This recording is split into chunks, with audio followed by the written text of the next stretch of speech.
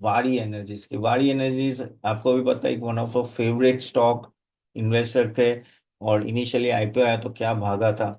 अभी वारी का भी रिजल्ट बहुत ही अच्छा आया, क्योंकि काफी सारे रिन्यूएबल स्टॉक के रिजल्ट अच्छे हैं, लेकिन वारी का सही में अच्छा। Year on year growth 36%, PAT growth 34%, which is exceptional.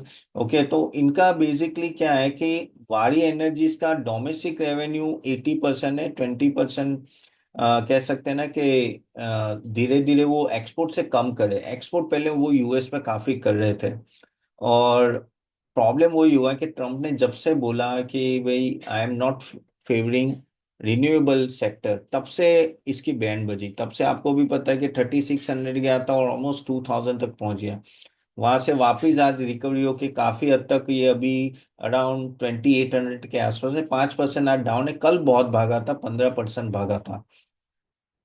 Accept यानी कहते हैं ना कि बाकी सब अच्छा है, इसके प्रोस्पेक्ट्स और वो सब अच्छा है, लेकिन वही है कि स्टॉक्स क्या होता है कि जब वो फेवर में होता है ना, तब ये स्टॉक्स काफी हद तक भाग जाते हैं। तो ये इसका पी रेशियो भी उस तरह से ही भागा था। ये पी रेशियो ऑलमोस्ट कहते हैं 72 पहुंच गया था, अभी जाके ये थोड़ा स्टेबल होके 46 के आसपास है।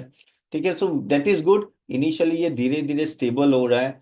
और लेकिन क्या है कि जब ये अदानी का इशू आ रहा है, और काफी रिन्यूएबल सेक्टर में अभी भी प्रॉब्लम चल रहे हैं, पावर सेक्टर में थोड़ा कहते हैं ना कि सेंटीमेंट बिगड़ गया है रिन्यूएबल सेक्टर्स के, इसलिए इसको प्रॉब्लम हो रहा है।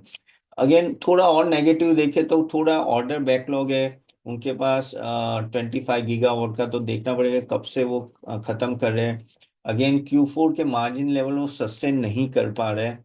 ठीक है। अगेन डेफ फंडिंग उनको लेनी है, तो कैपेक्स और एक्विजिशन में थोड़ा प्रॉब्लम है, क्योंकि अगर मार्केट सेंटीमेंट थोड़ा भी खत्म खराब होता है ना इसका, रिन्यूएबल सेक्टर, तो इनको डायरेक्टली वहां इम्पैक्ट आता है। फ्यूचर बहुत पॉजिटिव है, ऐसा नहीं कि गवर्नमेंट ने बोल पा, गवर्नमेंट का प्लान है कि 500 गीगावाट का इंस्टॉलेशन, सॉरी 500 गीगावाट का पावर वो रिन्यूएबल से ही चाहते हैं, तो at the end of the इनको फायदा होगा। नए नए डाइवर्सिफिकेशन भी कर रहे हैं, hydrogen battery, solar cells. Okay.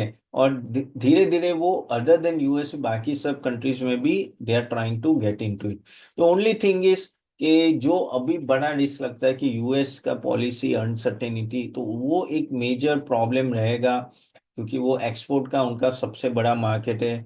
Again globally कोई प्रॉब्लम ना आ जाए, चाइना जिस तरह से उनको प्रॉब्लम है, तो चाइना डंपिंग करना अगर चालू कर दें, चाइना 70% सोलर सेल्स और वो सब बनाता है, अगर उसने डंपिंग करना चालू किया तो प्रॉब्लम है, तो फिर कॉस्ट वॉर होगी, उसमें इनको direct problem. Again execution risk and all that काफी